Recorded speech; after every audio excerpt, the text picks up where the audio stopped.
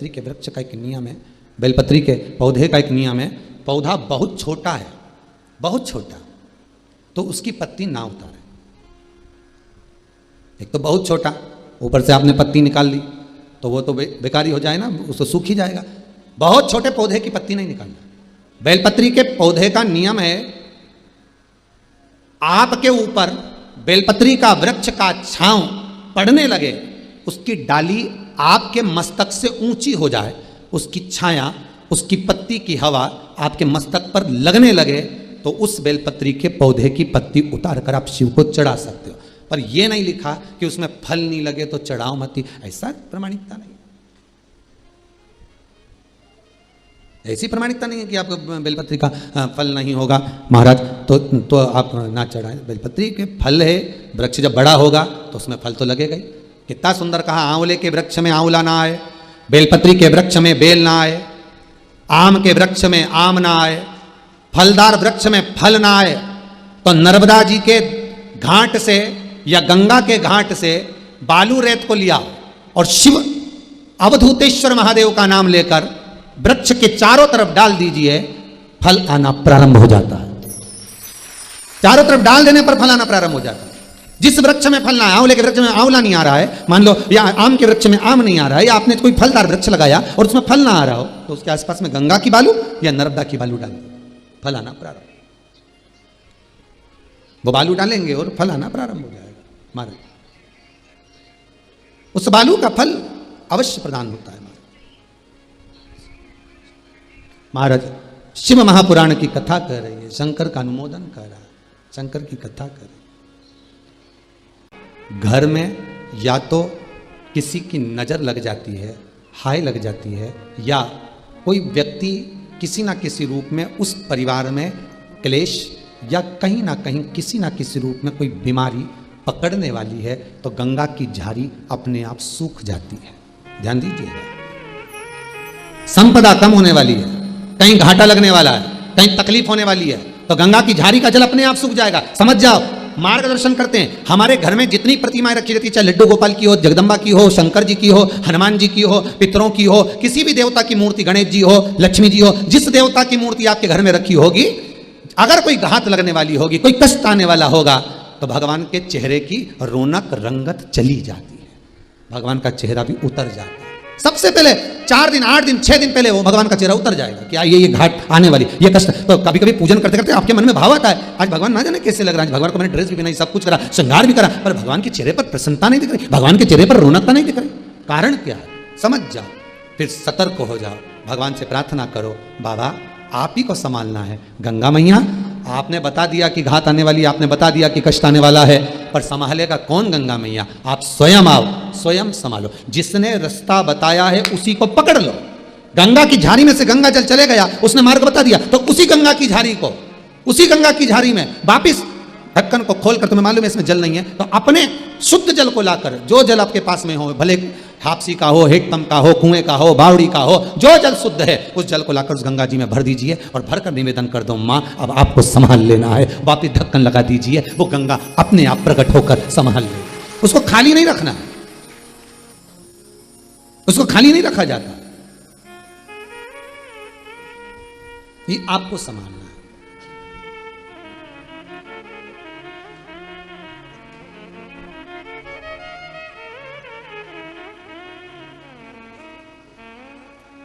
उससे निवेदन करना कि माँ आप हैं।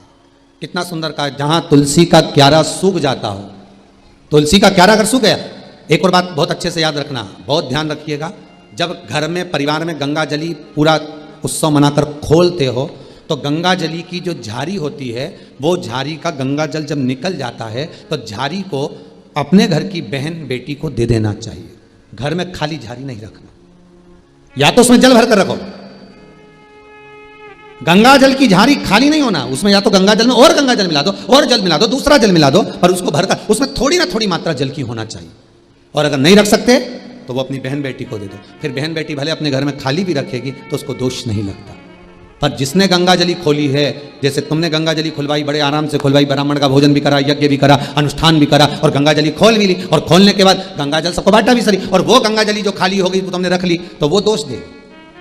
हाँ, उसमें अगर जल भर कर रख लिया तो दोष नहीं देगी। उसमें थोड़ा सा गंगा जल बचा के रख लिया आपने, थोड़ा जल बचाया आपने, तो वो दोष नहीं देगी, वो आपको सुख प्रदान करता है।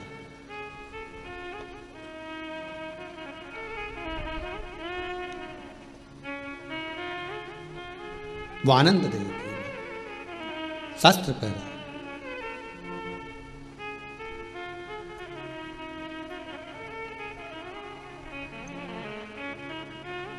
भगवान शिव की कथा कह रही है, गंगा जली सूखे तो समझ जाओ कोई कष्ट है।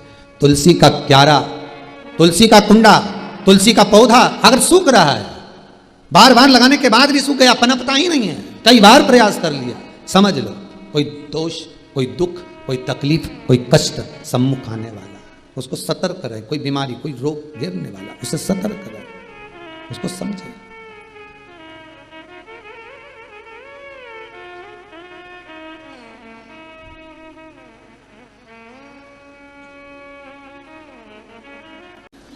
वो बता रहा है,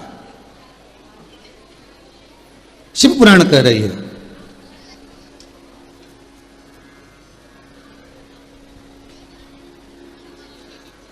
सुख, आनंद। एक और चीज याद रखिए, बहुत ध्यान दीजिएगा थोड़ा सा। यदि एक छोटा सा प्रैक्टिकल है, आप करके देखेंगे तो बाबा कुबेर भंडारी वैसे ही भंडार भर देगा। थोड़ा सा प्रयास, अगर आपके सबके घर में गंगा जल है तो एक प्रयास करके देखिएगा। कोई कार्य के लिए आप जा रहे हैं और वो कार्य अटक रहा है, नहीं हो रहा, बहुत प्रयास कर लिया आपने, बहुत दिन से लगे हुए कि यह काम होना ही चाहिए, ये काम बहुत जरूरी और होना ही चाहिए, नहीं हो रहा। एक कटोरी में गंगा का जल निकाल लीजिए हमारे,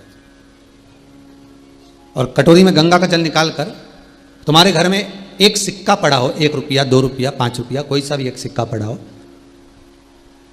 जो भी सिक्का पड़ा, कुंदकेश्वर महादेव का नाम लेकर, जहां परिंडा होता है, पानी का मटका होता है, पितरों का स्थान होता है, हंडा भरते हो, मटका भरते हो, उसके पास में उस कटोरी को रखकर 1 का सिक्का, 2 का सिक्का, 5 का सिक्का, 10 का सिक्का, जो तुम्हारे पास सिक्का पड़ा हो, जो भी तुम्हारे पास पड़ा हो, वो सिक्के को हथेली में लेकर कुंदकेश्वर महादेव का नाम लेकर उस कटोरी में डाल दीजिए और उस जल को नैनों से लगाकर आप काम के लिए निकल जाइए। वो काम आपका सफल होकर ही रहेगा, छूट नहीं सकता।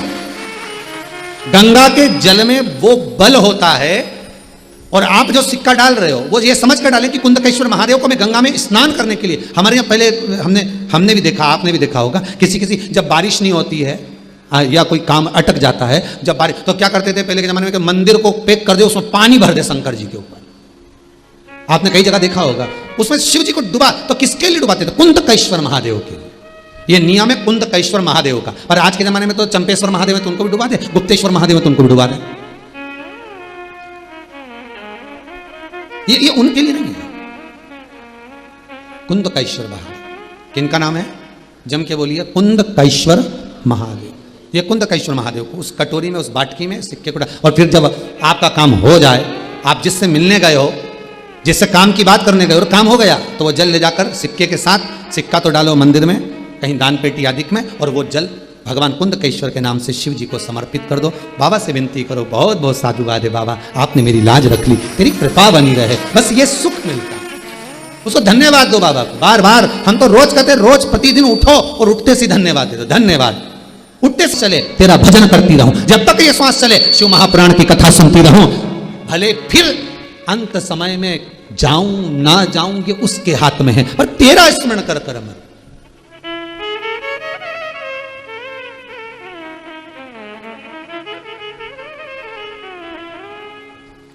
पतंग उड़े आकाश माने, डोर थारा हाथ मां। ये पतंग है नहीं हमारी, ये मनुष्य भी पतंग से कम है भाई, हर कहीं उड़ जाए। ये मन पतंग से कम है, हर कभी उड़ जाए। पतंग उड़े आकाश माने, डोर थारा हाथ मां।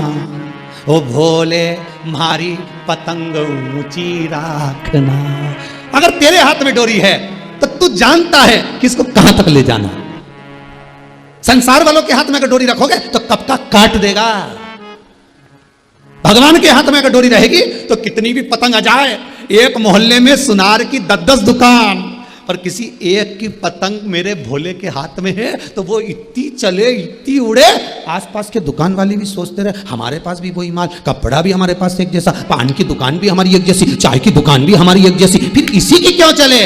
समझ जाना, पतंग उड़ रही है और डोरी भोले के हाथ में पड़ी है, इसलिए उड़ रही है, इसलिए उड़ रही है। 50 दुकान एक मोहल्ले में, 100 दुकान एक जैसी कपड़े की, एक जैसा मार्केट, फिर एक की चले और 4 बैठे रहे, डोरी उसके हाथ में उड़ रही है। और कितने लोग लगे होंगे उसको काटने में, विचार करो, कितने ग्राहक काटने वाले बैठे होंगे, इधर तो आओ हम पूरा कमीशन देंगे, इधर आओ 10% की छूट, इधर आओ 5% की छूट, कितने काटने वाले बैठे हैं। अगर संसार वालों के हाथ में पतंग रहती तो कब की कट गई होती।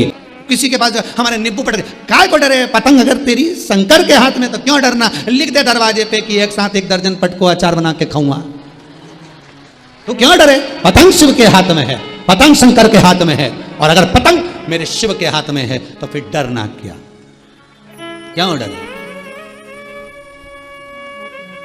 जब भोले कहा तो डरना क्या, फिर दर दर जाके मरना क्या, जब भोले कहा तो डरना क्या। क्यों जाए जगत जगत में, यहाँ एक जगह वहां से काम नहीं हुआ वहां चले गए, वहां से काम नहीं हुआ वहां चले गए, वहां से काम नहीं हुआ वहां चले गए, 50 जगह पर जाकर आखिरी में घूमता घूमता ऊ के पास पहुंच गए, थारा ही घर का उसके। अब कितनी जगह गए, कोई के ये, कोई के वो, कोई के ये दोस्त, कोई के वो दोस्त, तो फिर भोले कहा तो डरना, दर दर जाके मरना क्या, भोले कहा तो क्यों डरे। हम शंकर कहने वाले, हर हर महादेव घर घर, क्यों डरे। शिव साथ में है, शंकर हर पल है। पार्वती जी को शंकर जी ने अमरनाथ की गुफा में ज्ञान दिया था। लोग कहते हैं भागवत सुनाई थी, उस भागवत के पहले ज्ञान दिया था जो आज भी तंत्र शास्त्र में कहा जाता है। पार्वती जी का वो ज्ञान में, तंत्र शास्त्र में उसको पूजा जाता है। आज भी जो पार्वती को शंकर भगवान ने ज्ञान दिया था, 10 विद्याओं को बिठाकर जो ज्ञान प्रदान करता, उसमें पहला ज्ञान था पार्वती जब मनुष्य माता के गर्भ में रहता है तो एक पिंडी के रूप में रहता है, वो पिंडी नहीं होती, हर माता के गर्भ में शंकर स्वयं विराजमान होता है, स्वयं शिव बैठा हुआ है, उसको समझने वाला चाहिए। तो मनुष्य शंकर ही तो है, ये मानव है क्या शिव। जब मरेगा तो भस्म हो जाएगा, भस्म हो जाएगा तो शिव मिल जाएगा, आखिरी में है क्या, वही शिव। पर आज के जमाने में किसी को बोल दो तो ए भोला, तो बुरा लग जाएगा, तो हमें भोला बोल रहा है।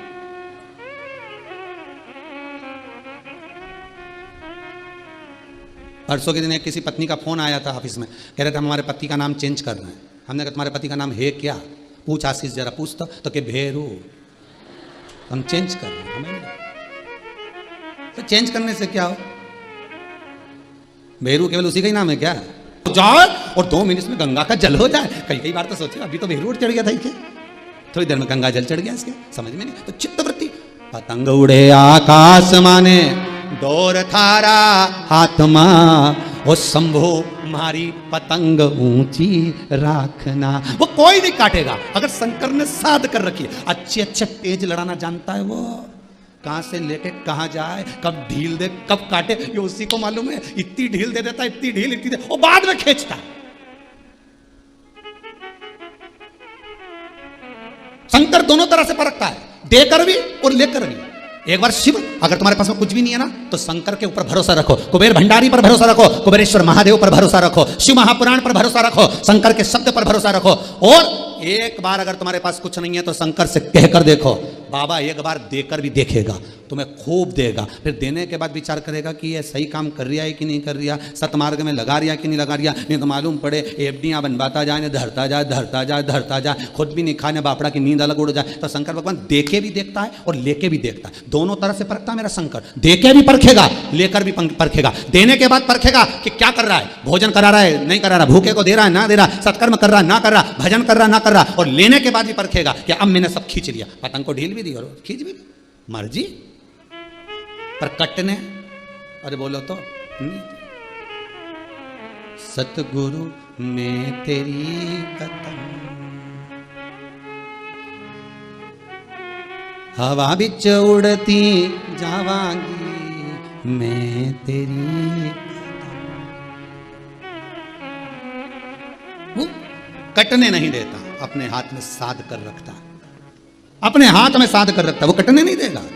शिव महापुराण की कथा कहती है बस उस पर किया हुआ भरोसा, उस पर किया गया विश्वास कभी टूटता नहीं। इसलिए रामचरितमानस में कहा शंकर विश्वास रूपिणो, तुलसीदास जी लिख रहे हैं शंकर विश्वास है, जिसने कर लिया उसे राम मिल गया, उसे परमात्मा मिल गया, उसे सुख मिल गया, वैभव मिल गया, धन मिल गया। जिसने विश्वास करा, जो विश्वास कर, गंगा शिव पुराण कह रही है विश्वास रखकर ही परमात्मा मिलता है। बंधने वाला सर्प का चरित्र सारे स्मरण करेंगे, बड़ा शेषनाग, छोटा शेषनाग, भूमंडल का शेषनाग, इन सब का स्मरण करते हुए अपन आगे बढ़ेंगे। श्रावण के ही महीने की नाग पंचमी के अवसर पर, नाग पंचमी शायद 13 को आना चाहिए, पर उससे पहले नाग पंचमी के अवसर को ही मानेंगे कि नाग पंचमी के अवसर पर वासुकी नाग शिव महापुराण की कथा का रसतत्व ग्रहण करेंगे वही 2 बजे। और जितने श्रोता भाई बहन हैं अकेले नहीं, सारे इष्ट मित्रों को कहकर आनंद के साथ। और उसी बीच में 6 अगस्त पड़ेगा, जिस दिन बाबा की मासिक शिवरात्रि है श्रावण के महीने की, शाम को ठीक 7 बजे आस्था चैनल के माध्यम से साथ बैठकर अपने अपने परिवार की सुरक्षा के लिए, लक्ष्मी वृद्धि, सुख समृद्धि, वैभव के लिए, जिन बच्चों की जॉब ना लग रही, नौकरी ना लग रही हो उनके लिए, जिनका शरीर कष्ट पड़ा हो, बीमारियां घेर पड़ी हो उनके लिए भगवान का सुंदर पार्थिव शिवलिंग का निर्माण कर कर बाबा का पूजन करेंगे बड़े आनंद के साथ। संपूर्ण विश्व में ये पूजन हो और आनंद पाएं। आज बहुत बहुत साधुवाद के पात्र हैं, हम बहुत बहुत साधुवादता देते हैं श्री बोंडे परिवार को, जिन्होंने छिंदवाड़ा से इस पावन शिव महापुराण की कथा को जनमानस तक पहुंचाया। वृथा जन्म मत खोए, ना जाने इस श्वास का फिर आवन होए ना हो। हर श्वास में जब शिव रटते रहोगे, हर श्वास में जब भगवान का भजन करते रहोगे, तब आप रूप जो सुख का अनुभव है, आप रूप जो आनंद का अनुभव है, वो प्राप्त हो जाएगा। आज स्वर्गीय श्री नारूजी बोंडे की स्मृति में आज उनका परिवार, श्रीमती निर्मला जी बोंडे, बहू श्रीमती सोनम जी बोंडे, पुत्र श्री विजय जी बोंडे, बोंडे परिवार ये छिंदवाड़ा का यदि कथा करवा रहा है तो शिव का कुछ भाग, शिव का कुछ आनंद, शंकर का कुछ अनुमोदन, शिव कृपा कुछ तो प्राप्त हुआ होगा। तेरी कृपा बिना ना हिले एक भी अणु, लेते हैं श्वास तेरी कृपा से तनु तनु। हे गंगाधार मुक्ति द्वार ओमकार तो, आयो शरण तिहारी भोले तार तार तो। आज श्रावण का 32 सोमवार है।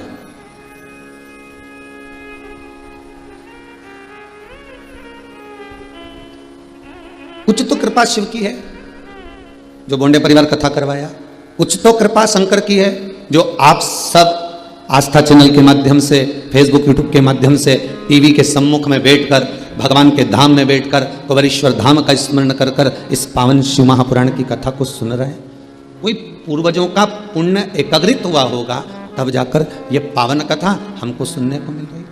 और वो भी कथा कोई साधारण नहीं, गंगा शिव महापुराण की कथा।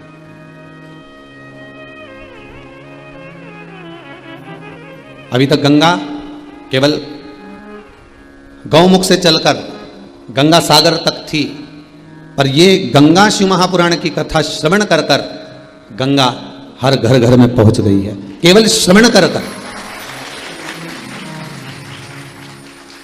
शंकर की कथा को श्रवण कर कर ये गंगा घर घर तक पहुंच रही है।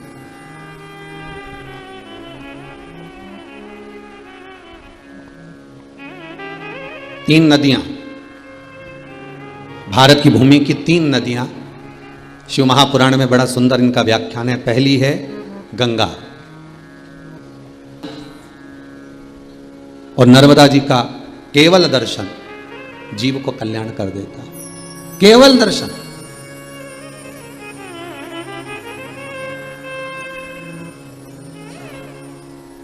गंगा, यमुना, नर्मदा, इन तीनों का जो सुख है, गंगा नर्मदा यमुना का जो सुख है, गंगा नर्मदा यमुना का जो आनंद है, तो गंगा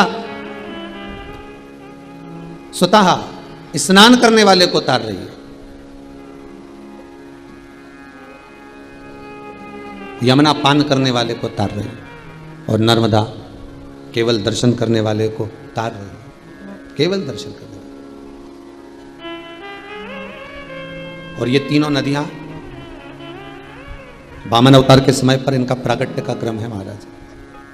तीनों के प्रागट्य का क्रम वामन अवतार के समय पर।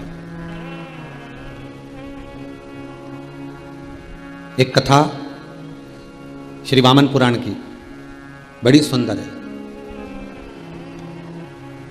जिस समय पर भगवान नारायण छोटे से ब्राह्मण का रूप रखकर 84 अंगुष्ठ का शरीर धारण कर 84 अंगुष्ठ का शरीर,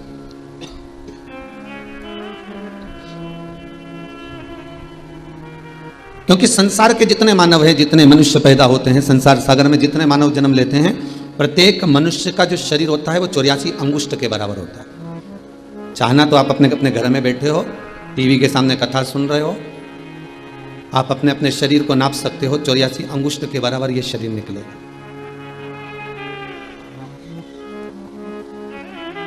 एक छोटा सा बच्चा जन्म लेता है, भले वो 4 महीने का हो, 6 महीने का हो, वो अपने अंगूठे से नापेगा तो उसका शरीर 84 अंगुष्ठ के बराबर निकलेगा। बच्चा बड़ा हो गया 10 साल का, वो अपने अंगुष्ठ से नापेगा तो 84 अंगुष्ठ के बराबर निकलेगा। और बड़ा हो गया, अवस्था 70 की भी हो गई, तो अपनी अवस्था में नापेगा तो 84 अंगुष्ठ के बराबर उसका शरीर निकलेगा। 84 अंगुष्ठ का ये शरीर, स्वयं वामन भगवान 84 अंगुष्ठ का शरीर धारण कर कर, एक हाथ में छत्र लेकर, दूसरे हाथ में कमंडल लेकर राजा बलि की यज्ञशाला में भिक्षा मांगने गए। वामन पुराण करे। और राजा बलि के दरवाजे पर जाकर उन्होंने आवाज लगाई कि डोल उठी है सारी धरती देख रे, डोला गगन है आज तेरे दर आया मांगने, वो जगत का पालन हारा रे, जगत का पालन हारा। तू छोड़ सकल अभिमान ओ पगले, एक शब्द जोड़ा गया इस भजन में, ओ पगले। पागल किसको कहा गया?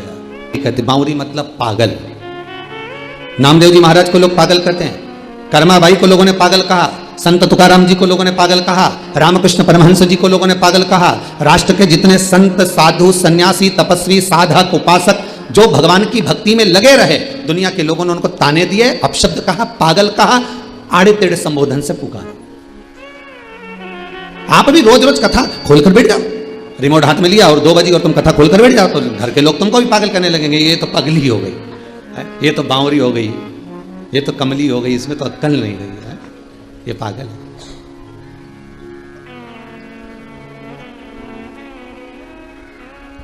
दो बजे कथा ये सुने, सवेरे से लेके फिर मोबाइल में लगा के बैठ जाए, रात होए पलंग पे पड़ी पड़ी भी कथा सुनती रहे, तो लोग नहीं पागल कहेंगे?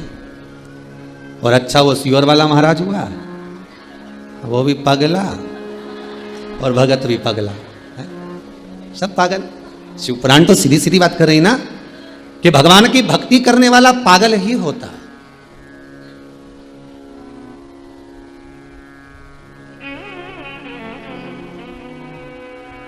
जो भगवान के भजन में डूबा हुआ है वो पागल है।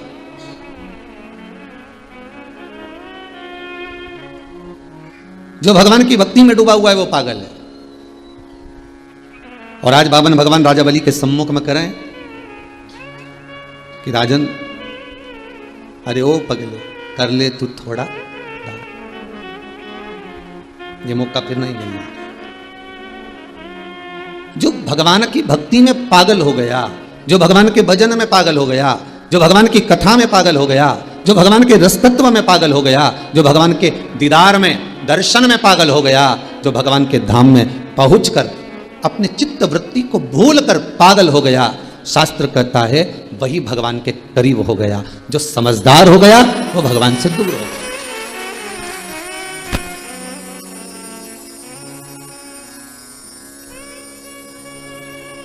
दो तरह की बहू होती है घर में, एक समझदार बहू, एक पगली बहू। ठीक है, तुम्हारे घर में भी होगी। जितने लोग कथा सुन रहे हो आस्था चैनल पर, जितने लोग कथा सुन रहे हो मोबाइल पर, जितने यूट्यूब फेसबुक पर श्रवण कर रहे हो, और जितने आनंद से अपने अपने घरों में बैठकर कथा का रसतत्व श्रवण कर रहे हैं, आपके घर में भी दो तरह की बहू होगी। एक समझदार, एक लेगी मम्मी जी आई कि नहीं, मामा जी ने खाना खाया कि नहीं खाया, काका जी आए कि नहीं आए, बुआ जी ने ये काम करा कि नहीं करा। एक बहू ऐसी होती है जो जिसको पूरे घर की चिंता लगी रहती, समझदार। तो और एक ऐसी होती है कि वो आराम से उतर के 9 बजे तो जगदम्बा नीचे आई, अब 9 बजे तो नीचे पहुंची, और 9 बजे नीचे आने के बाद में बढ़िया डेंटिंग पेंटिंग कर कुरा के और शादी का फंक्शन की तैयारी चल रही, और सब तो अपनी जगह पर, और ये बैठ गई लाम जरम मान जा और ऊंचाई, अब वो मान जा।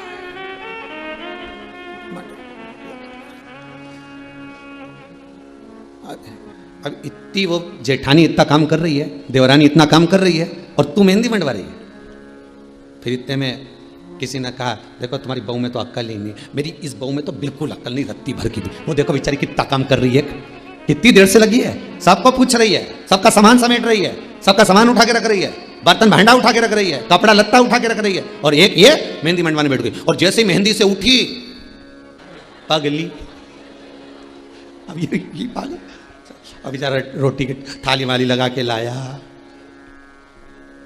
डुबा डुबा के खिला दिया। अब यही कर सकता, पहले से तो वो ही डूबा हुआ है, डुबा डुबा खिला। अब में तो अकल नहीं थी, नमक धर लाता, अब खिला। फिर किसी ने कहा देख लो तुम्हारी बहू सब काम में लगे और वो खाना खा रही है, अक्ल नहीं है, पगली है। अब समझदार जो बहू थी उसने पूरा काम संभाला, कपड़े संभाले, जेवर संभाला, घर में ताला भी लगाया, चाबी भी लगाई, कमर में खोस के भी लाई, सब माता पूजन करने चले गए, सब मंडप करने चले गए, सब रिसेप्शन में चले गए, और ये संभालती फिरी। और एक तैयार हो हुआ कि वो तो खूब एंजॉय करे। अब एक पागल है, एक समझदार है। अब तुम समझदारी रखोगे तो तुम्हें क्या जायदाद का हिस्सा ज्यादा मिल जाएगा? जम के तो बोलो नहीं। सास की रकम ज्यादा मिलेगी? नहीं, उतनी मिलना है, भले तुम दौड़ दौड़ के काम करो चाहे।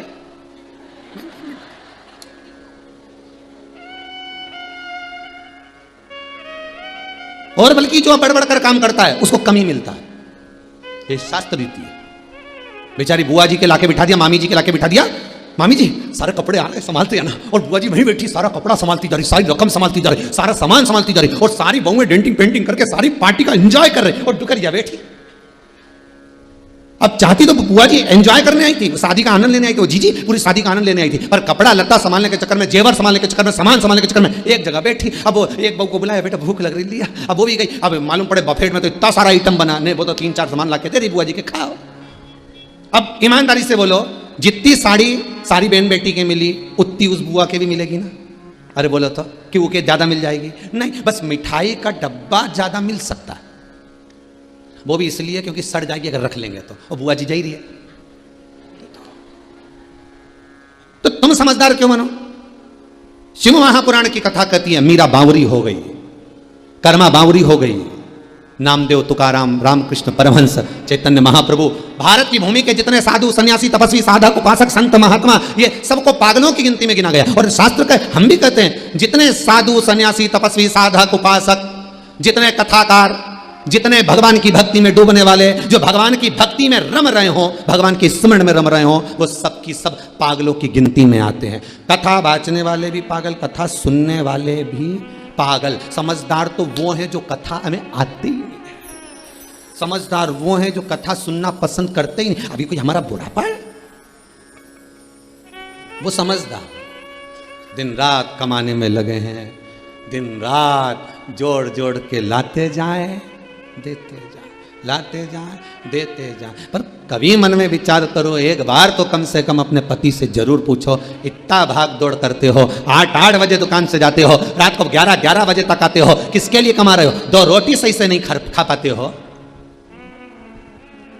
2 रोटी सही से नहीं खा पा रहे हो, चैन की जिंदगी नहीं जी पा रहे हो, किसके लिए कमा रहे हो? किसके लिए करना है? पति कहेगा पत्नी के लिए, बच्चों के लिए, इनको आगे बढ़ाने के लिए, बस यही इनको बढ़ाना है, इनको आगे बढ़ाना है, इनको बढ़ाना। सोच सोच के नींद नहीं आ रही तो आंखें के नीचे कालापन आ गया, रात के घबराहट भी हो है, डॉक्टर साहब के पास गए तो के डॉक्टर साहब बड़ी बुरी हालत है। हो क्या रहा है? सब कुछ हो रहा है।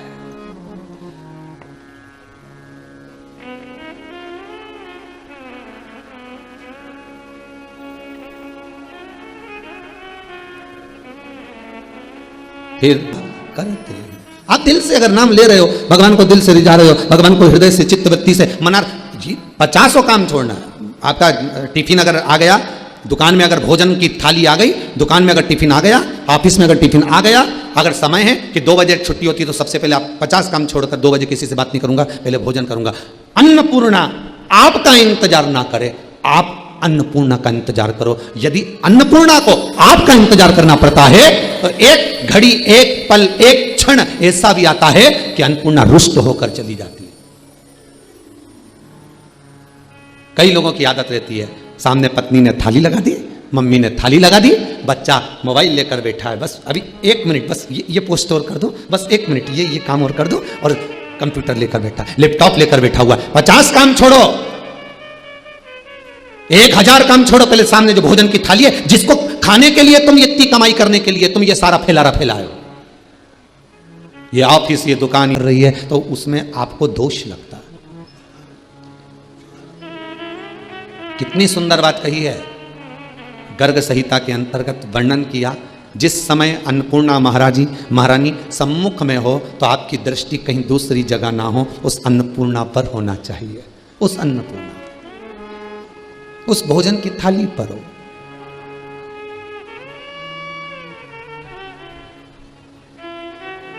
कई लोगों की आदत है, इधर अखबार खोल के बैठ गए, भोजन करते करते अखबार भी पढ़ रहे हैं, भोजन करते करते मोबाइल भी चला रहे हैं, भोजन करते करते टीवी देख रहे हैं।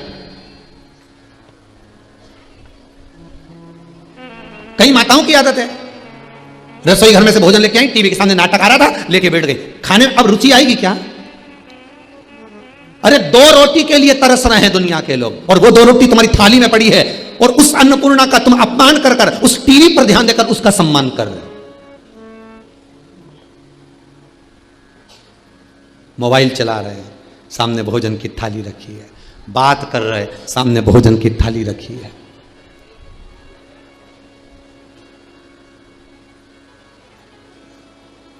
कुबेरेश्वर धाम में अभी तो खेल लॉकडाउन चल रहा है,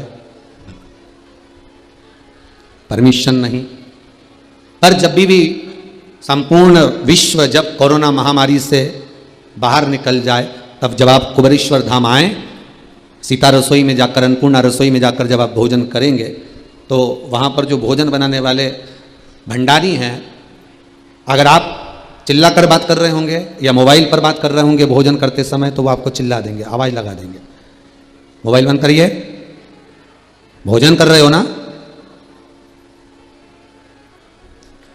इस कुबेरेश्वर धाम में जो 21-21 हजार रुपए आपने जमा करे हैं, आप आजीवन भोजन भंडारे के सदस्य बने हो। जब ये मंदिर का निर्माण पूर्ण हो जाएगा कुबेरेश्वर धाम का, भोजन भंडारा तो चालू हो चुका है, पर जब मंदिर का निर्माण हो जाएगा, जिनने 21,000 रुपए जमा करे हैं आजीवन भोजन भंडारे के, उनका नाम वो शिलालेख पर एक बड़े से पत्थर पर सबके नाम अंकित हो जाएंगे। तुम्हारे बच्चे कभी आएंगे, अपना नाम पढ़कर गौरवान्वित महसूस करेंगे कि ये तारीख को हमारे पूर्वजों ने भोजन की व्यवस्था कर कर गए हैं। ये अन्नपूर्णा का भोजन, तो यहां नियम है, आप जब भोजन करेंगे, वहां मोबाइल चला रहे होंगे तो मना कर दिया जाता है।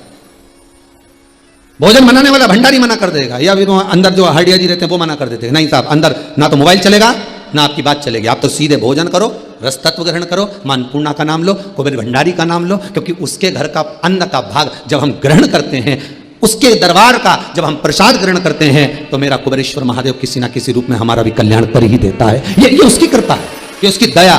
तो मना कर देते हैं, आप मोबाइल अंदर नहीं चलाओगे, आपको जो बात करना है बाहर जाकर करिए, या फिर भोजन की थाली रख दीजिए।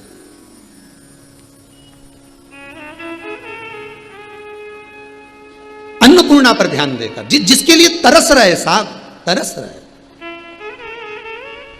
पूरी 8 बजे से सुबह से दुकान खोल के बैठा है, रात को 11 बजे तक कमा रहा है, किसके लिए? केवल रोटी के लिए, और वो ना मिले, अच्छे से भी नहीं खा सको। जिस समय घर के लोग भोजन कर रहे हो उस समय पर टीवी बंद होना चाहिए। जिस समय पर तुम्हारे यहां पर कोई विशेष अतिथि आया हो उस समय पर टीवी बंद होना चाहिए। जिस समय पर तुम्हारे यहां कोई मेहमान आया हो उस समय पर कितना भी अच्छा सीरियल आ रहा हो, कितना भी अच्छा नाटक आ रहा हो, टीवी बंद होना चाहिए। हाँ, टीवी चालू रहना चाहिए, क्योंकि उसके कानों में वो शब्द जाएगा तो तर जाएगा। भले राम नहीं कहा, भले शिव नहीं कहा, भले कृष्ण नहीं कहा, पर कथा चल रही है तो उसका शब्द उसके कानों में जाएगा। आप व्यापार कर रहे हो, व्यापार करते समय टीवी चालू कर दी, 4 ग्राहक आ रहे हैं, उनके कानों में वो कथा जाएगी, तर जाएगा। कोई सीरियल चल रहा है, नाटक चल रहा है, आप भोजन कर रहे हो, तो पहले टीवी बंद कर दो, पहले भोजन पर ध्यान दो, फिर नाटक चालू करेंगे। पर यहां तो थाली लेके बैठे,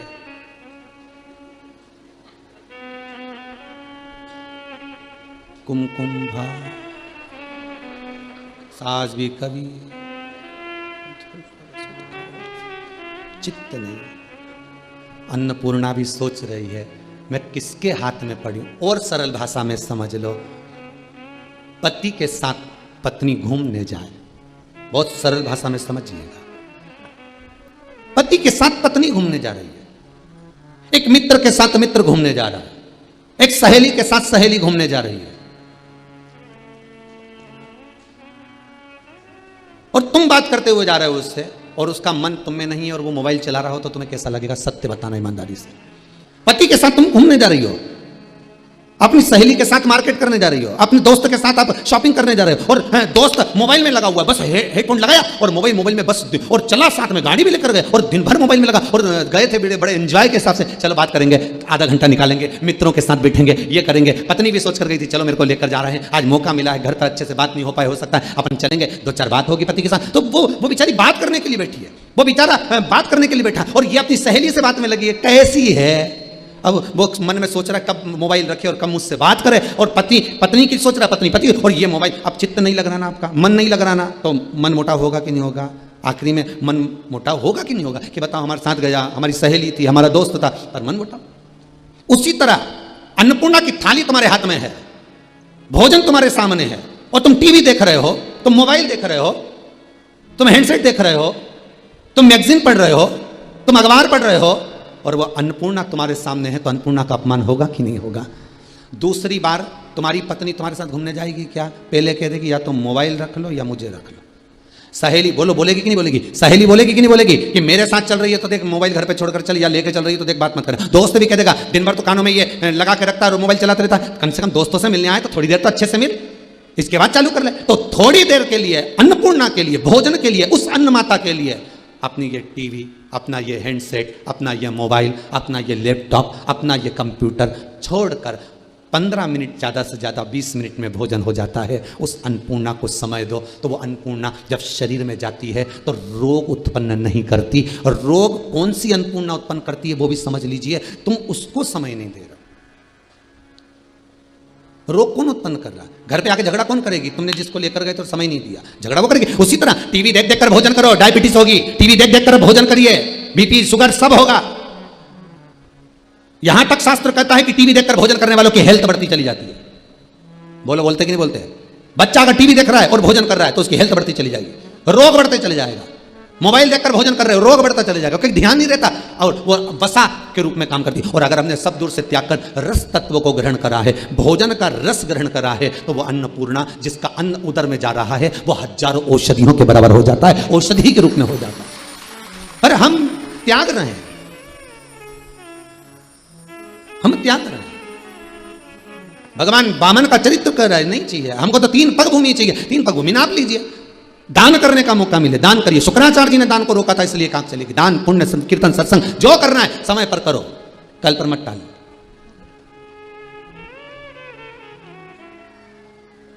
शास्त्र कह रहा है ईश्वर से भले मत डरो, पर अपने कर्म से डरो। किससे डरना है? कर्म से। ईश्वर तो माफ कर सकता है, गुरु से नहीं डरना, मत डरो, गुरु माफ कर सकता है। माता पिता से नहीं डरना, मत डरो, माता पिता माफ कर सकते हैं। घर के बुजुर्गों से नहीं डरना, मत डरो, घर के बुजुर्ग माफ कर सकते हैं। परमात्मा से नहीं डरना, मत डरो, परमात्मा माफ कर सकता है। पर कर्म मनुष्य का कभी माफ नहीं करता, वो तो भुगताता है। भोगना तो पड़ता है, चाहे रोके भोगो, चाहे हंसकर भोगो। गुरु माफ कर देगा, ईश्वर माफ कर देगा, शंकर माफ कर देगा, पर कर्म कभी माफ नहीं करेगा। कर्म तो भुगताएगा। जैसी करनी करोगे वैसा भोगना पड़ेगा। सियोर वाला महाराज तो यहाँ टीवी के सामने आस्था चैनल पर बोल देगा कि भैया भोजन, टीवी बंद कर देना चाहिए, भोजन करते समय नाटक बंद कर देना चाहिए, भोजन। हाँ, अगर भजन आ रहे हो, हाँ, अगर कथा चल रही हो और उस समय पर आप भोजन कर रहे हो, बिल्कुल पहले का नियम था। पहले जब पति भोजन करता था, बेटा जब भोजन करता था, माँ पल्लू झेलती थी, बोलो सही है कि गलत है, पंखा झेलती थी और झेलकर फिर माँ प्रेम से भोजन कराती थी। कोई भजन गा लेती थी, पत्नी कोई गुनगुना लेती थी, कोई जब गुरुजन भोजन, पहले भोजन होता था शादी ब्याहों में भी तो कीर्तन मंडलियां बैठती थी। आज के जमाने में तो बफेट चले और गाना चले, थारी अखियां का जो जादू।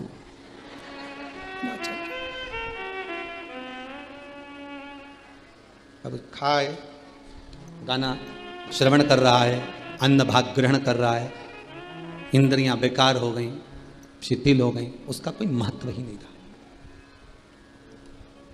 पहले के भोजन से भजन की मात्रा बढ़ती थी, आज के भोजन से काम की मात्रा बढ़ती है।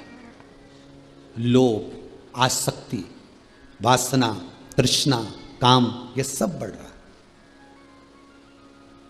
सब।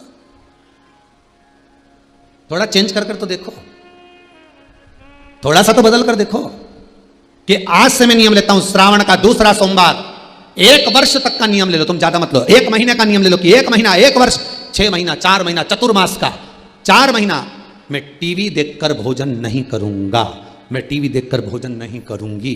फिर उसका जो असर होगा वो देखिए, रोग बीमारी कम होती है कि नहीं होती, और मन भगवान में लगता है कि नहीं लगता, खुद मालूम पड़ जाएगा। क्योंकि अन्नपूर्णा अपना असर देना प्रारंभ कर देगी, अन्नपूर्णा अपना रस देना प्रारंभ कर देगी।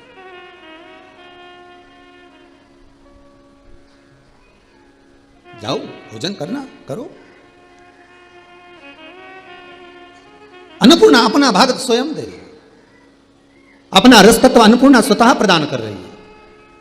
और अन्नपूर्णा जब अपना रस देना प्रारंभ करेगी तो सुख अपने आप आएगा। डोल उठी है सारी धरती देख रे, डोला गगन है सारा, आज तेरे दर आया मांगने, जगत का पालन हारा रे, जगत का पालन हारा। तू छोड़ सकल अभिमान, ओ पगले कर ले तू थोड़ा। दान, पुण्य, भजन, स्मरण, ये कोई पागल ही कर सकता है जो भगवान की भक्ति में डूबा हुआ, ये कोई पागल ही कर सकता है। भगवान की भक्ति में वही डूब सकता है।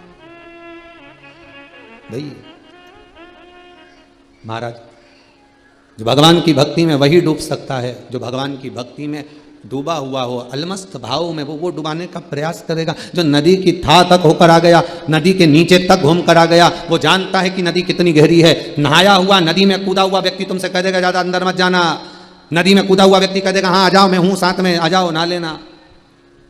नहाया हुआ व्यक्ति ही नहवाएगा, आ जाओ कूदो, पानी ज्यादा गहरा नहीं है। उसी तरह भगवान की भक्ति में डूबा हुआ व्यक्ति तुम्हें डुबाने का प्रयास करेगा कि भगवान की भक्ति में कैसे डूबना, शिव के पूजन में कैसे डूबना, शंकर के अनुमोदन में कैसे डूबना, कैसे डूबे।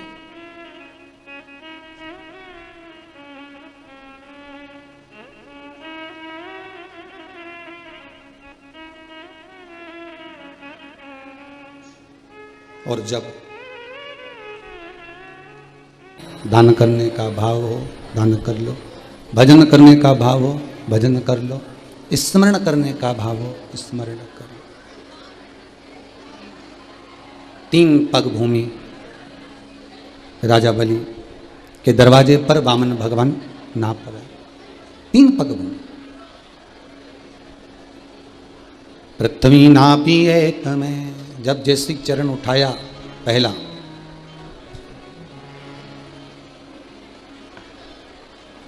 दूसरा चरण उठाया आकाश में गया,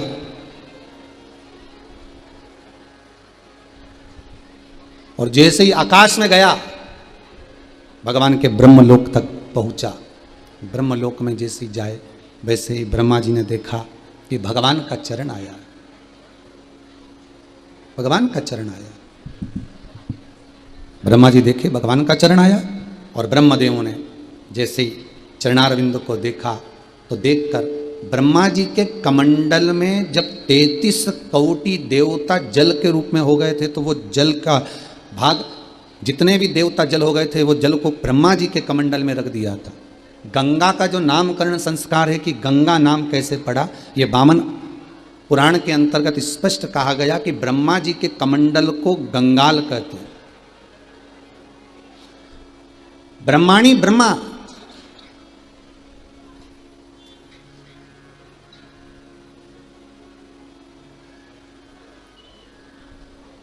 कमंडल को गंगाल, और उस कमंडल के भीतर जो जल एकत्रित कर रखा है वो गंगा जल।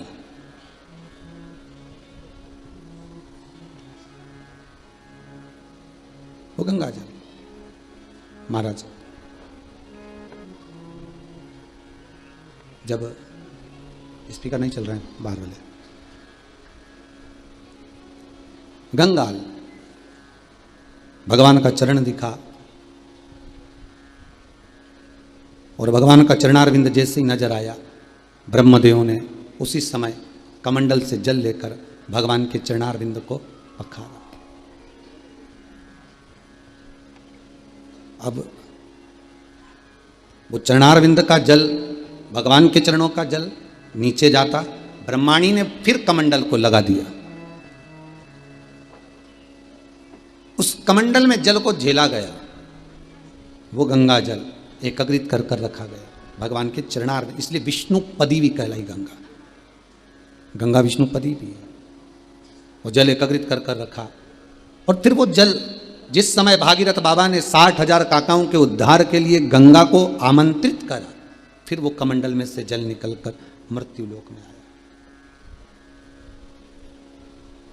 फिर चला वो जल, गंगा जल फिर चला। बहुत सुंदर संवाद है।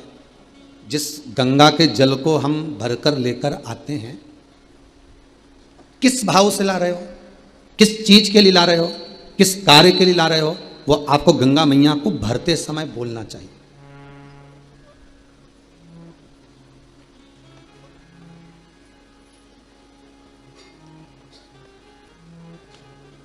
वो गंगा मैया को आपको भरते समय बोलना है। बस हम तो नहाने गए थे साहब, भर के लिए आए, तो लेके तो आए हो, पर बोलना तो पड़ेगा ना। अगर आप लोग कुबेरेश्वर धाम आते हो, कभी आओ जाओ, तो आपके मन में ये बात कि हम किस लिए आए। किसी का मन होता है कि हम कथा सुने, किसी का मन होता है कि हम दर्शन करें, किसी का मन होता है कि हमारी कोई मनोकामना है, हम उसके लिए आए। तो कुछ कामना से तो आप लेकर जा रहे। तो गंगा जी को जब झारी जी भरी जाती है, गंगा के जल को जब झारी जी में बॉटल में आदि स्थान पर आप जो भरकर लेकर आते हो, उसमें आपका पहला भाव होना चाहिए कि गंगा को निमंत्रण देते समय आपको बोलना पड़ेगा। जैसे गंगा मैया पूछ रही हैं, भागीरथ तुम मुझे क्यों लेकर जाना चाहते हो, किस लिए पुकार रहे हो, तो भागीरथ जी कहते मेरे 60,000 काकाओं का उद्धार करना है। 60,000 काकाओं का उद्धार करना है, इसलिए गंगा मैया मैं आपको लेकर जा रहा हूं। तो 60,000 काका कहां है, तो कहा कपिल मुनि के आश्रम है। अब आप गंगा तो लेकर आए हो, पर गंगा जी से आपने ये नहीं कहा कि हमारे यहां क्यों चलना है। आपको एक बार तो बोलना था कि गंगा मैया आप हमारे साथ घर चलिए। गंगा जी ने पूछा कहां तक जाना है, तो भागीरथ जी ने कहा कपिल मुनि के, जम के बोली आश्रम तक जाना है। ठीक है, आप गंगा जी को लेके आई तो कभी बोला कि अपने को इंदौर तक जाना है, या अपने को भोपाल जाना है, या अपने को दिल्ली जाना है, या अपने को यहाँ हरियाणा जाना है, या पंजाब जाना है, या अपने को मेरा गांव का नाम ये है, घर का नाम ये है, अपने को यहाँ जाना है। गंगा जी को बोलना तो पड़ेगा ना। और क्यों जाना है, गंगा पूछती है चलने से पहले कि मैं शंकर के सिर से निकल कर जा रही हूं, तो शिव को बताना पड़ेगा मुझको। जिसके साथ रह रही हूं उसको हाजिरी तो देना पड़ेगी कि मैं जा कर रही हूं।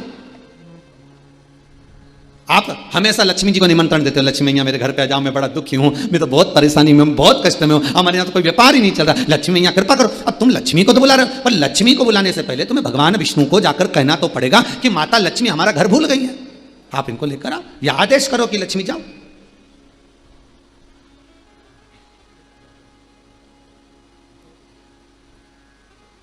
एड्रेस तो बताना पड़ेगा। अब गंगा जी को भर तो लिया तुमने बॉटल के अंदर, गंगा जी को छिपरा जी का भी जल लाओ, नर्मदा का जल लाओ, गंगा का जल लाओ, यमुना का जल लाओ, मंदाकिनी का लाओ, सरयू का लाओ, गोदावरी का लाओ, तुम्हारी मर्जी पड़े कहीं से भी जल भर कर लाओ। पहले उससे निवेदन करो कि क्यों लेकर जा रहे हो और कहां लेकर जा रहे हो।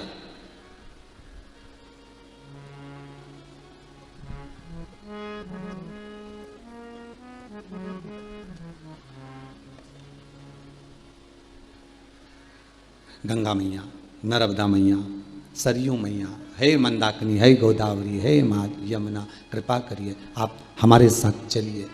क्यों?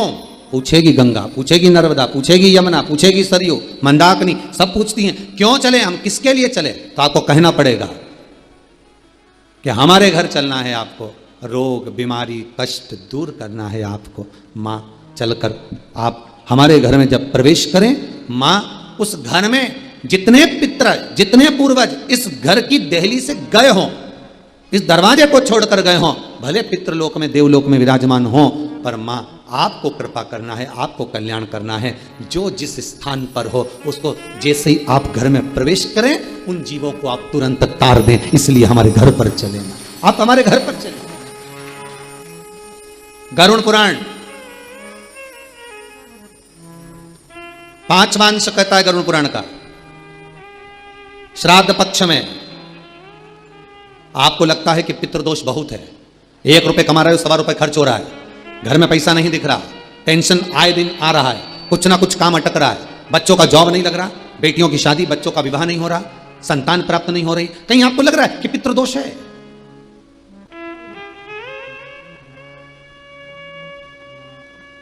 पहले आज्ञा लो। कितना सुंदर लिखा है स्कंद पुराण में, बद्रिश खंड में, नर नारायण पर्वत का जो वर्णन किया गया है स्कंद पुराण में। जब उत्तराखंड के 4 धाम करने के लिए जाओ तो स्कंद पुराण कितनी सुंदर बात कहती है कि जब उत्तराखंड के 4 धाम करने जाओ तो उत्तराखंड में हरिद्वार से जब 4 धाम की यात्रा प्रारंभ करो, अपने घर से जब निकल कर चलो तो एक नारियल या एक पुष्प या कोई ऐसी सामग्री एक स्थान पर रख कर जाओ और कह कर जाओ कि हम 4 धाम करने के लिए जा रहे हैं, वापिस आपकी कृपा से इसी स्थान से हम बोल कर जा रहे हैं, और हे कुलदेव, हे पितृदेव, हे मेरे बद्रीनाथ केदारनाथ यमुनोत्री गंगोत्री, हे मेरे देव, आप हमें वापिस इसी खुशी के साथ वापिस बुलाना। पहले ऐसा नियम था वो पाथरी रखने का, अब तो खत्म हो गया, अब तो लोग मन पड़े जब चले जाएं जब आ जाएं, पर नियम के अनुसार अगर जाओगे तो दुख नहीं भोगोगे। यहां तक कह दिया अगर वहां पर भी नहीं रख सकते अपने घर पर, बाहर मंदिर में देवालय में पीपल के नीचे ही आ जाए तो फिर आप हरिद्वार में जाते हैं, हरिद्वार से जब 4 धाम की यात्रा प्रारंभ करते हैं तो गंगा मैया से कहकर जाओ, मां मिलने के लिए शंकर के पास जा रहे हैं, केदारनाथ जा रहे हैं, बद्रीनाथ जा रहे हैं, मिलने के लिए यमुनोत्री आपके पास आ रहे हैं, मां यात्रा आपको कराना है, हमारे साथ चलना। फिर गंगा राह देती देती जाती है, तब मार्ग प्रशस्त करती चली जाती है। आप पहुंच जाते। भागीरथ महाराज आगे आगे चल रहे थे, इंद्रदेव देव ऋषि नारद स्वयं भागीरथ जी महाराज के सामने आकर खड़े हो गए, और इंद्र और नारद जी ने आकर पूछा, अरे भागीरथ जी तुम आगे चल रहे हो, गंगा पीछे चल रही है तुम्हारे, जिस गंगा को पाने की तुम्हें इतनी लगता थी उस गंगा को पीछे चला रहे और तुम आगे चल रहे हो। कपिल मुनि के आश्रम में भागीरथ जी तो लेकर गए थे, आगे आगे भागीरथ जी चल रहे हैं शंख बजाते हुए, पीछे पीछे गंगा मैया चली जा रही है। शिव पुराण कर रही है कि कहा भागीरथ जी से, देव ऋषि नारद ने कहा भागीरथ जी से, इंद्र ने, कि आप आगे चल रहे हो और गंगा पीछे चल रही है, ये कहां का चरित्र है। तब भागीरथ जी महाराज ने कहा, आपको लगता है नारद जी कि गंगा पीछे चल रही है, पर नारद जी गंगा तो मेरे को मार्ग बताती बताती मेरे अग्रण्य चल रही है, मैं तो उसके पीछे चल रहा हूं। गंगा आगे है, मैं पीछे हूं, गंगा अग्रण्य है, मैं पीछे हूं।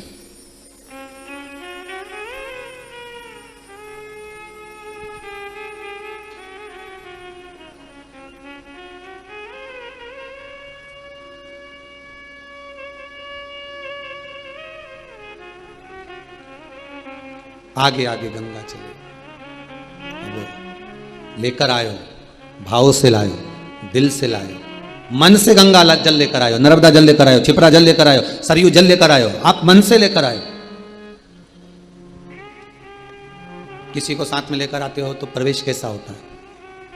पहली बार आप जब महाराज पहली बार आप जब किसी को लेकर आते हो तो परिचय देते हो कि हमारे मामा जी का लड़का है साहब, काका जी का, चाचा जी है साहब, बुआ जी है साहब, परिचय देते हो। अंदर आने पर जैसे ही आप प्रवेश करते हो, घर के अंदर आते हो, आप दुनिया की वस्तु अपने परिवार वालों को बता देते हो। ये देखो, ये देखिए, ये वस्त्र है, ये आभूषण है, ये रतन है, ये माणिक है, मैं बाजार से लाया हूं, मैं ये वहां से लाया हूं, दुनिया की वस्तु आपने दिखाई। तो कभी एक बार मुख से कहना, सबसे पहले निकाल कर, कुछ वस्त्र मत निकालो बैग में से, कोई सामग्री मत निकालो बैग में से, सबसे पहले निकालो तो जो प्रसाद लेकर आए हो किसी मंदिर से, सबसे पहले निकालो तो तुम जो गंगा का जल, चिपरा का जल, नर्मदा, सरयू आदि के जो नदी का पवित्र जल लेकर आए, सबसे पहले उसको प्रस्तुत करो, उसको लाकर रखिए। कहां ले जाकर रखना चाहिए? सबसे पहले पवित्र नदी का गंगा जल जब भरकर लाएं, गला पकड़ रहा हमारा, नदी का जब जल लेकर आए, पवित्र नदी का जब जल लेकर आए, तो सबसे पहले कौन सा स्थान होता है जहां पर जल को रखा जाता है? घर के अंदर।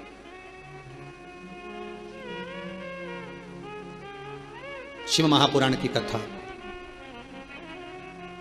कल्याण का गंगा अंक कहता है, स्कंद पुराण में जो नदियों का वर्णन किया गया है, सारी पवित्र पवित्र, उसमें गंगा का वर्णन आप श्रवण करेंगे, उसमें भी मिलेगा कि गंगा का जल लेकर आए, पवित्र जल को लेकर आए, सबसे पहले उसको ले जाकर कहां रखना है? तो शिव महापुराण की कथा कहती है, सबसे पहले जहां रसोई घर में आप मटका भरते हो, परिंडा भरते हो, हंडा भरते हो, पानी का स्थान जहां हो, जहां पितरों का स्थान हो, सबसे पहले गंगा, नर्मदा, सरयू, छिपरा जो जल भर कर लाए हो, सबसे पहले उस स्थान पर रखो, क्योंकि उस स्थान पर रखते ही तुम्हारे घर के पूर्वज तर जाते हैं। सबसे पहले लाकर वहां रखो। पर दुनिया के लोगों की आदत है, सबसे पहले लाएंगे तो मंदिर में ले जाकर रख देंगे, भगवान के सामने ले जाकर रख देंगे।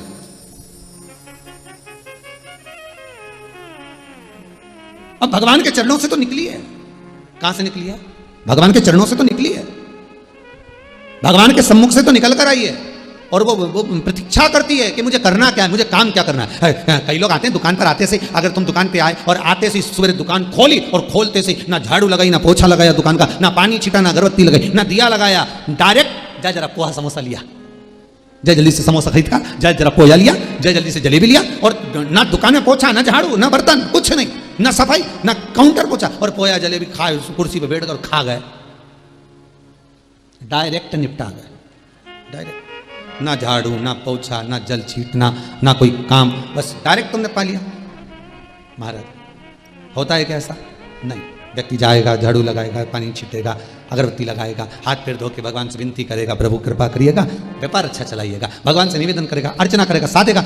शास्त्र नीति है, हर चीज का एक स्थान निश्चित किया गया कि जब हम जल को लेकर चलते हैं तो गंगा तो स्वयं भगवान के चरणों से निकली है, नर्मदा के तो हर एक कंकर में शंकर समाहित है, यमुना स्वयं ठाकुर के चरणारविंद का रसतत्व ग्रहण करती है, सरयू मेरे राघव जी के चरणारविंद का स्मरण करती है, जब मंदाकिनी भगवान राम के चरणारविंद का स्मरण करती है, गोदावरी भगवान कृष्ण के चरणारविंद का स्मरण करती है, तब यह पवित्र नदियों का जल जब हम लेकर जाते हैं, परिंडे के पास, मटके के पास, हंडे के पास, पूजन वाली जगह से हटकर जब हम भगवान के पास से हटाकर उसको कहाँ रखते हैं? पितरों के स्थान पर। तो सबसे पहले वो पितर तार देती है, भले 5 मिनट रखो, 2 मिनट रखो, 1 मिनट रखो, 4 मिनट रखो, 10 मिनट रखो, पर रखो पहले पितरों के स्थान पर। आप में से कितने लोग हैं जिन्होंने कभी ले जाकर रखी, भर के लाई तो बाटल छिपरा जी की, नर्मदा जी की, गंगा जी की, सबसे पहले लाई ना तो सीधे मंदिर में ही रखी, पूजन करना है सीधे। अब पंडित जी को कहे कि हमारे यहाँ थोड़ा सा दुख बहुत आ रहा है, तकलीफ आ रही, पंडित जी बोले पितृदोष है। महाराज पितृदोष है, ये दोष है, पर तुमने वो रखा तो जब गंगा जी गई थी, कई लोग कहते हम तो गया जी होया है, हम तो इलाहाबाद घूमी आए, प्रयागराज होया है, हम तो काशी होया है, ने हमारे घर तो सब धरा, गंगा जी भी धरी, इसके बाद भी सब कुछ हमारे यहाँ पर, सारा सुख हमारे यहाँ पर, सब कुछ हमारे यहाँ पर विराजमान है, इसके बाद भी गुरु जी हमारे यहाँ दुख क्यों, हमारे पितृदोष क्यों, हमारे काल सर्प दोष क्यों, हमारे यहाँ वास्तु दोष, कारण क्या है? तुम करते तो सब कुछ अच्छा हो, जाते भी हो, लाते भी हो, सब काम अच्छा करते हो, पर तुम्हारे वो जाने में, तुम्हारे वो लाने में, तुम्हारे वो जाकर भरकर लाने में जो है वो है, परंतु तुम उसका कहाँ रखना है, किस जगह रखना है? स्थान भी तो निश्चित है। शादी तो कर दी छोरा की, बहू भी आ गई, अब बहू आ गई तो रहेगी कहाँ? तो कहा ये कमरा जो बनाया है ना, ये कमरा इसका ही तैयार करा है, ये बेटा का ही कमरा है, ये बहू का ही कमरा है, ये दादाजी का कमरा है, ये चाचा जी का कमरा है, ये काका जी का कमरा है, महाराज ये उसका कमरा, हम कह दिया।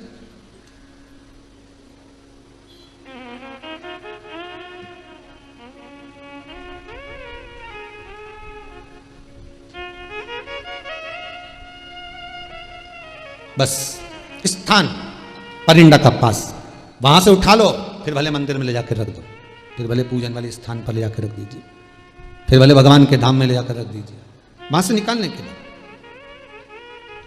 घर में कोई अच्छा कार्य हो, गंगा जली खोलो, बंद कर कर पूजने की नहीं है। गंगा जली खोलो, उसकी पूजन करो खोल कर। गंगा का जल भी कहता है कि मुझे बाहर निकाला जाए, जिससे मैं परिवार का, घर का कल्याण कर सकूं। गंगा जली का जल कभी नहीं सूखता, भरा रहता है। जिसके घर में गंगा जली का जल सूख रहा हो, फिर भर कर लाए, फिर सूख जाता हो। हमने पूरी झाला लगाकर पैक कर कर गंगा जली रखी थी, जल सूख गया तो उसका कारण क्या होता है, उसके लिए वर्णन किया गया। शिव महापुराण की कथा कहती है, लिंग पुराण कहती है, जब झारी जी में से गंगा का जल सूखा निकल जाए, आपने झारी जी खोली, गंगा का जल निकालना चाहा, पर गंगा का जल सूख गया, आपने बजा कर देखा इसमें पानी नहीं है, इसमें जल नहीं है। उसका क्या कारण होता है? गंगा का जल क्यों सूखता है? तुलसी का क्यारा क्यों सूखता है?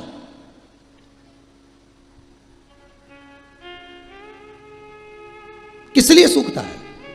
ये बहुत प्रमाणिक चीज है कि गंगा का जल झारी जी में से सूख रहा है, तुलसी का क्यारा बारिश में लगाया, सब अच्छे से लगाया, सब कुछ करा, मालूम पड़े बस 4 महीना ठीक रहा, थोड़ी देर बाद में सूख ही गया। हम तो कहीं कितने तुलसी के क्यारे लगा दिए, फिर सूख जाए, बाद में फिर लगाओ, फिर सूख जाए, बार बार लगाया, मांगकर भी लगाया, लोगों से कहकर भी लगाया, पर तुलसी का क्यारा लगता ही नहीं है। हमने लगा कर देखा, पर सूख जाता है। बड़ी आफत, कहीं दूसरे के यहाँ से लेकर आओ, फिर लगाओ, फिर सूख जाए। कारण क्या आया? क्या कारण?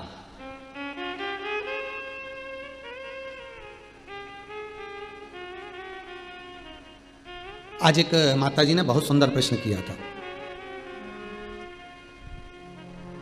अच्छा प्रश्न था, इसलिए थोड़ा ध्यान में है। माता जी एक बोली, कहने लगे, गुरुदेव हमने सुना है कि जिस बेलपत्री के वृक्ष में बेल का फल ना लगा हो, उस बेलपत्री की पत्ती शंकर को नहीं चढ़ाना चाहिए। हमने उन माता जी से पूछा, पहले ये बताओ कि कौन सी पुराण में लिखा है, कौन सी पुराण में किस जगह पर लिखा और कौन सा महाराज जी बोला, उनका नाम भी तो बताओ कि इनने बोला कि बेलपत्री में जब फल ना लगे तो उसका पत्ता ना चढ़ाएं जब तक